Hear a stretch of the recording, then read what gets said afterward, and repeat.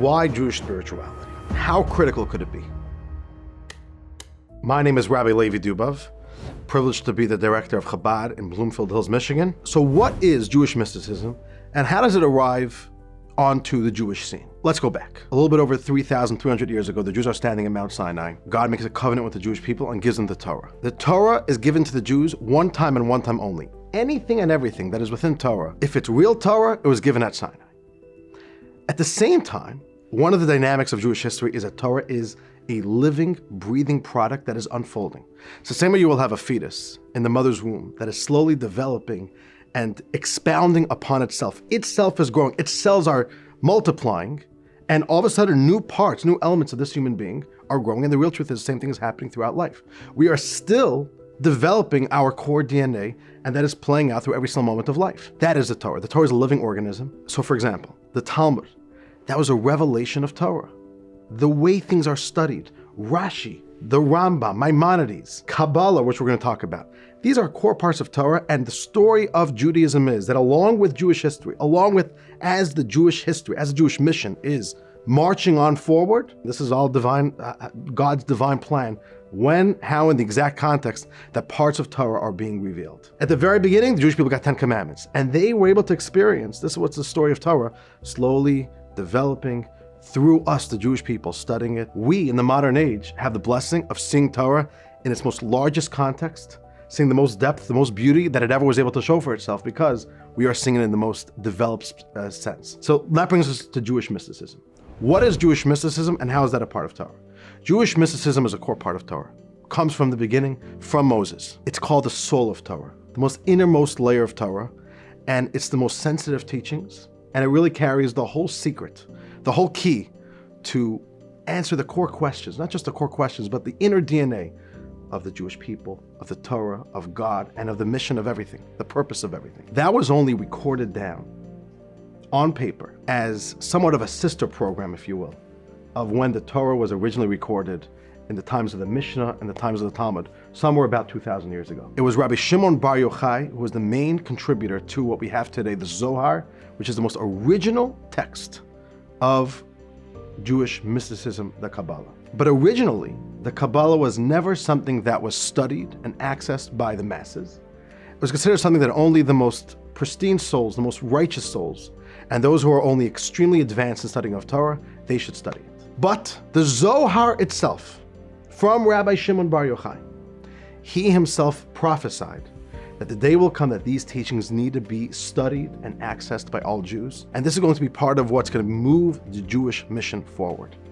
In his words, only when the Jewish people are going to be filled up, we're going to eat this stuff up, it's going to inspire us from the inside.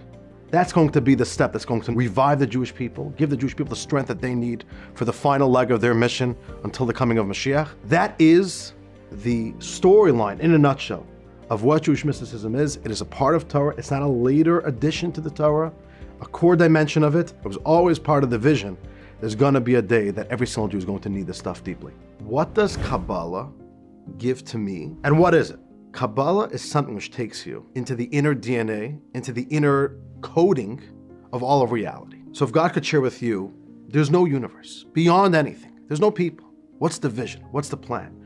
What is the inner workings of everything in this universe? That's what Kabbalah is. Because of that, it's number one, extremely difficult. It's very, very dense. It is taking you out of this universe even. It's taking you out of your reality.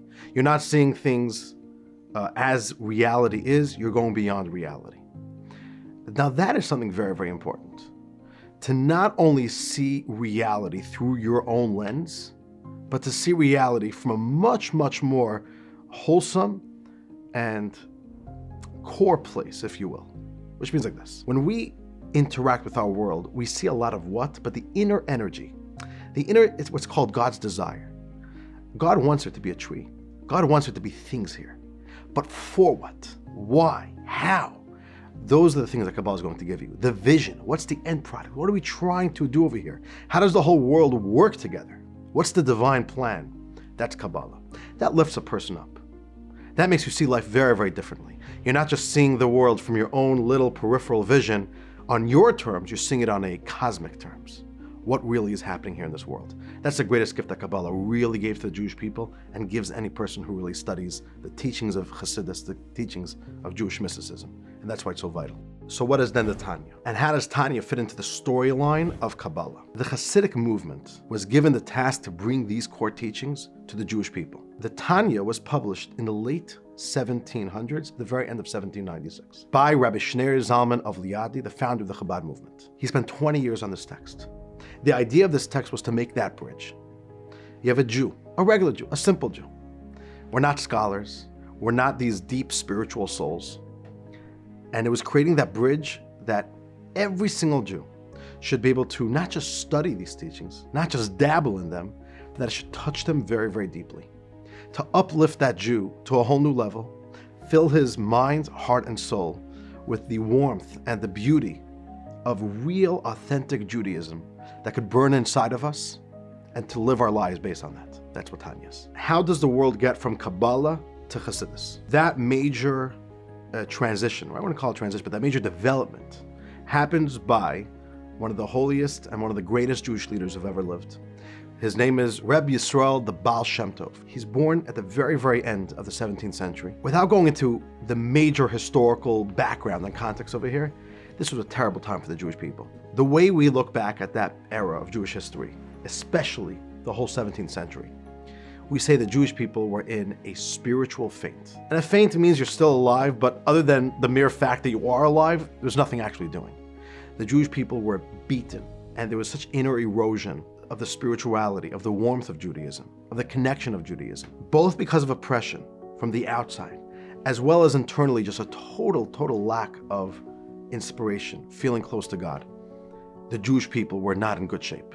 The Baal Shem Tov was a gift from God to the Jewish people to revive the Jewish people. He was also the one who was given the key to be the one to fulfill that agenda, that prophecy from the beginning of time, that there's gonna have to be a moment that the inner secrets of Torah, the inner soul of Torah, the teachings of Kabbalah, the innermost core of Torah, the nucleus of Torah, should be shared with the rest of the world. And he begins what we now call the Chassidic movement.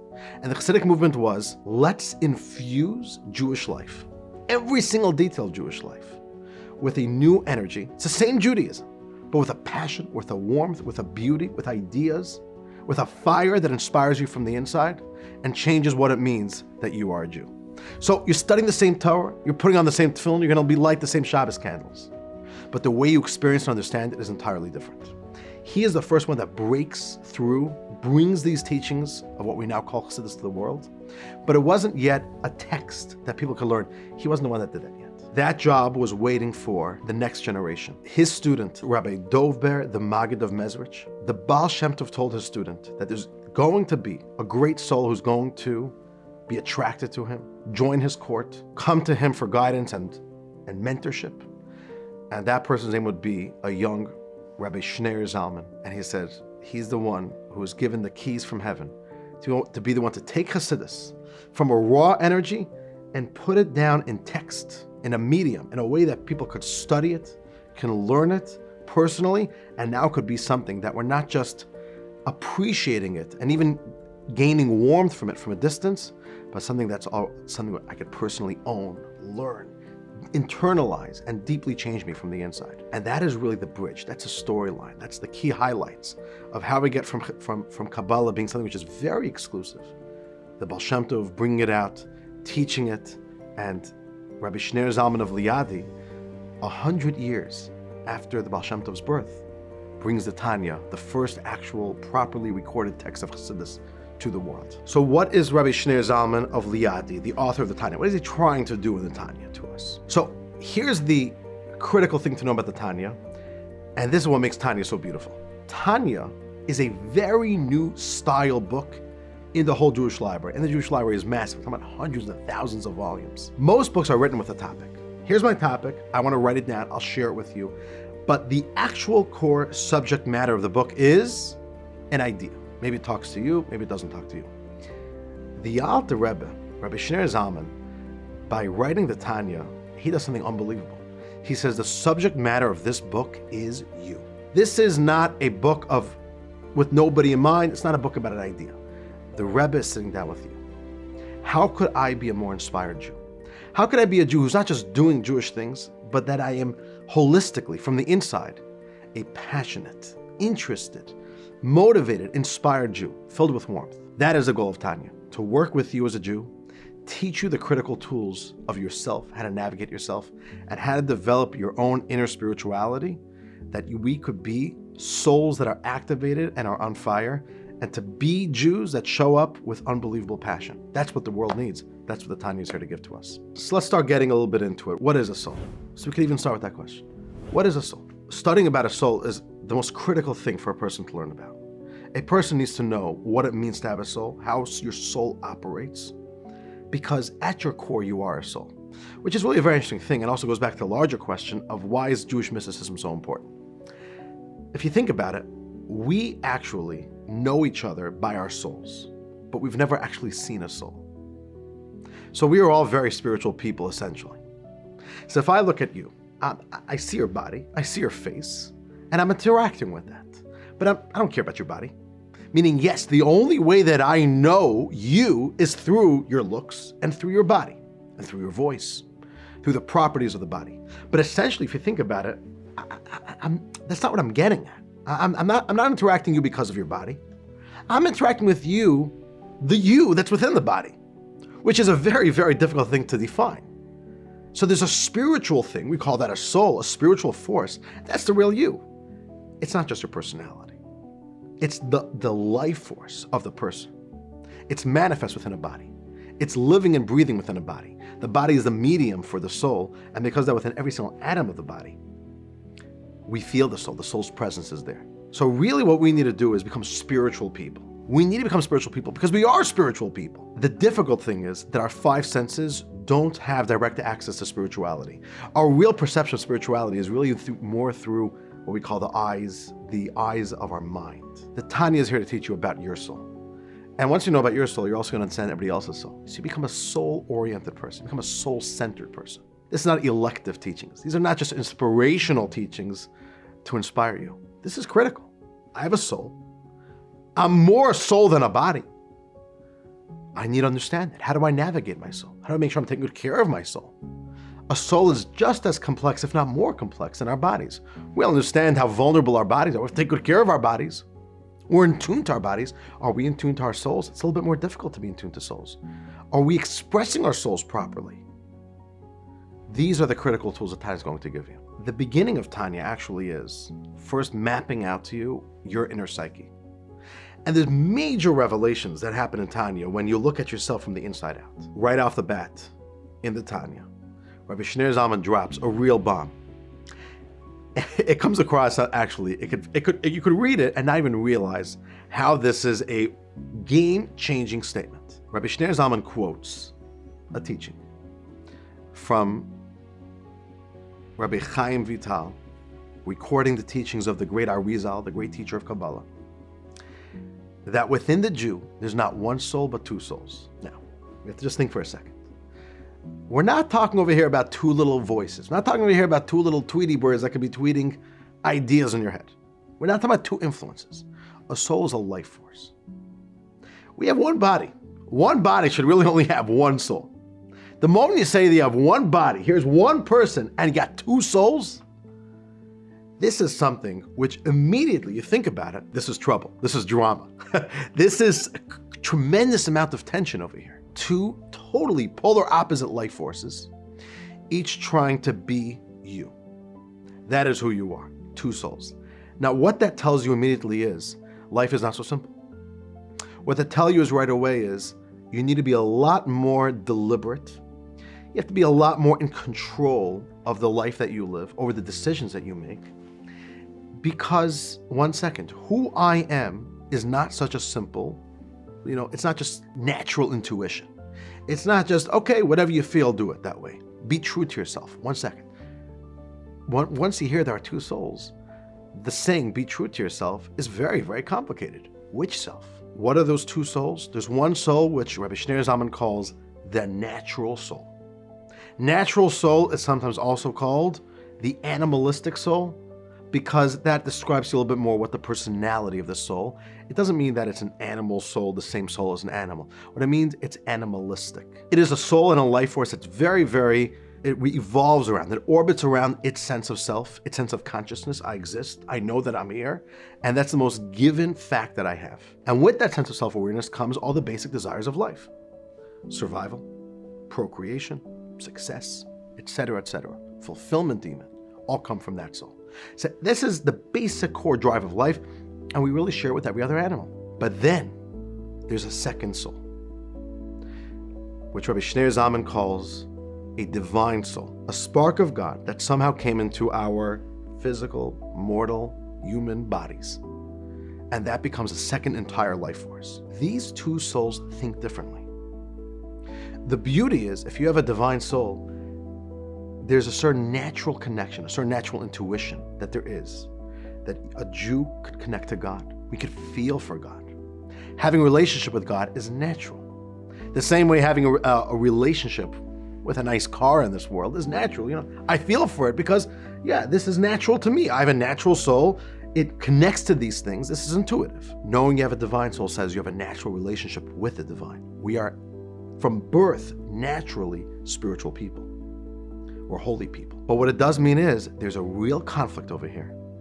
And it takes a lot of deliberation. We have to be people who are very in control of ourselves and learning and knowing, how do we pull that divine soul more and more from being a background force into a foreground force? And how do we bring that to be a strong influence in our lives? The Tanya is all about, number one, teaching you, how do I get my divine soul activated, power it? How do I learn it? How do I push its buttons? How do I make that me? And number two, how do we navigate this balance? On the one hand, we are human, we're regular people, we have natural souls, with all the baggage that comes with. And at the same time, we are divine. We're special, we're godly. How do we balance that? What is that even supposed to look like? The Tanya walks you very, very personally, very practically, very groundedly through that tightrope walk. I'm not spiritual, why should I learn Tanya? If you just want to give a very basic answer is, this is your Torah, this is your Judaism. Even just for curiosity's sake, you should study it. But most importantly, we as human beings, we are all intuitively very smart, and we are intuitively divine. We are intuitively spiritual. We are always going to be asking these questions. Who am I? What really drives me? What makes me tick? How do I activate the goodness within me? What's my purpose? Why am I really here? How do I navigate the journeys of life? What really matters in life? These are deeply spiritual questions. Even if you don't feel you're asking these questions today, we're going to be asking those questions. We're all very naturally deeply spiritual. To be a healthy human being, do I need Jewish spirituality? Well, that's a very good question. Is your Jewish identity, is that something which is superimposed upon your core humanity, your core sense of existing, or is it intertwined? So for example, we're born a human being, but if my job is that I'm a doctor, I wasn't born a doctor, you know, that's something which it's knowledge that I've grown into, it's knowledge that I've gained. I earned that degree. So is Judaism like an outer layer over my core identity? If it is, then okay, then my humanity could be in check, and then okay, there's another skill set, there's another identity that maybe I could assume and learn this stuff about. But your Jewish identity is tied into your very existence, into your core humanity. These ideas are core to you operating, yes, as a regular human being. Jewish spirituality is not something removed from our regular day-to-day experience. We breathe this stuff. The outlook, the attitudes, that is spiritual. How do you look at life? What do you tell yourself? What are the stories we tell ourselves? What's our narrative to life? How do we interpret things? That is all very, very spiritual. That's all very, very philosophical. That is core to our human being. So the Tanya is not teaching you that there are techniques that exist somewhere outside and you could try to do those techniques. Tanya is really teaching you, you've got it all already inside. You know, people always wonder, how do I make a relationship with God? So the real truth is, making a relationship with God is not very different from making a relationship with yourself. Why? Because I'm not interacting with God as God out there. I have a divine soul. I have a divine identity. I'm actually trying to just get in touch with myself. Tanya is not teaching you abstract teachings from another world. It's speaking your language. It's really the user's manual for your own soul. If you have a soul, you should want to understand it. This is a very key idea of Tanya. learning Jewish spirituality is not learning stuff that exists outside of you. It's saying, what is beating inside of your heart? What is already running through your veins? Who are you? What is that divine spark within you? We need to know that. The best thing is to know that before you're asking those questions, because then you're going to be empowered. And the sooner you know that, the better. You're going to be a stronger Jew, you're going to be a healthier Jew, you're going to be a healthier person. So Tanya is not something which is like an elective study. Oh, if I'm interested, yeah, maybe I'll go study that. If I'm bored, I'll go study it. This is very, very critical. This is the most critical teachings for you to know. So then what is actually my purpose then? God has a divine plan. And what God did is he created us as hybrids. On the one hand, we are members of this civilization, not just civilization, but we are part of planet Earth. We are inhabitants of planet Earth. That's one soul. That's one side of us, our body and what we call the natural and animalistic soul. The divine soul, interestingly, is a little bit of like an otherworldly force. This is the divine spark from beyond existence operating within existence. So us being here, you being here, is you are a messenger, an ambassador from a space beyond anywhere we know of, from a spiritual world, from a godly place. God made this space, and we are here to do something there. Now, what is that? The Alter Rebbe takes 3 major, dense chapters of Tanya, which could take a lifetime just to study, to go through that. But let's just try to talk at least just to skim the surface a little bit of it. God wanted to create an environment which would be entirely ungodly, which is the world we live in. Now, of course, it's very godly. But the way we perceive it, the way existence perceives its own existence, is extremely ungodly. We look around the world. Do any of our 5 senses perceive God, smell God, taste God, touch God? No. Are any of the forces of this world screaming at us, I am God? That is a space that God wanted. That's how God made this universe. God wanted the universe to operate as a world that will never scream to you intuitively, I am here, I'm God, this is God. That then brings us to the purpose. God put us here with a divine spark, with a divine soul, and to bring God into this world. And really, more correctly, it's really to reveal the divinity that's always here within this world. Every single mitzvah, what it is doing is interacting with the world and unleashing the divine energy within this universe. Can I be a spiritual person without Jewish practice? The more you study Jewish mysticism, you're probably going to find it more irresistible to want to do more mitzvahs. It's a package deal. Every single mitzvah is the experience of spirituality. So in fact, if you do a mitzvah, you will be able to internalize and personally connect more with what you're studying and the experience of being more spiritual, because every single mitzvah is divine. And spirituality, our Jewish mysticism, is about being in touch with our divinity. So both components are critical, but it's ultimately about action, because that's where our purpose lies. I would say another point as well. Because a lot of spirituality is beyond the 5 senses, not things that we could immediately relate to, therefore, it is critical to learn it, and also it helps reinforce the experience of it, the action of it. We need to know about carbon monoxide, even though our senses can barely actually interact with carbon monoxide, even though it's so fatal for us. So if we would understand the power of a mitzvah, although we may not fully feel it when we do a mitzvah, sometimes we're lucky when we do a mitzvah, we feel the power of the mitzvah. Very often not. But if you would understand what it's doing, even though I don't feel it, I don't smell it. You don't have to smell the carbon monoxide, you gotta know it's there. Spirituality is about lifting you up. Don't be stuck in your 5 senses. Don't be stuck with your own, personal vision of reality. We know there's so much of existence that's beyond our ability to interpret, detect using our own senses. That is why it's so important. When you do a mitzvah, are we sensing what's the power of the mitzvah? Maybe not now. Maybe we will. Some days maybe we will, some days not. We need to know about it though. And that's why it's really one package deal. One reinforces the other. Every mitzvah you do is going to make Jewish spirituality and the pursuit of studying this mysticism, it's going to make it make more sense. And you study it, you're going to feel a lot more motivated and excited and irresistible to want to do something. If you want to understand what Judaism is, if you want to understand what every single mitzvah is, it comes back to this core purpose. It says, number one, there's a purpose. There's a design. There's a God that precedes existence, that transcends existence, and brought it into existence.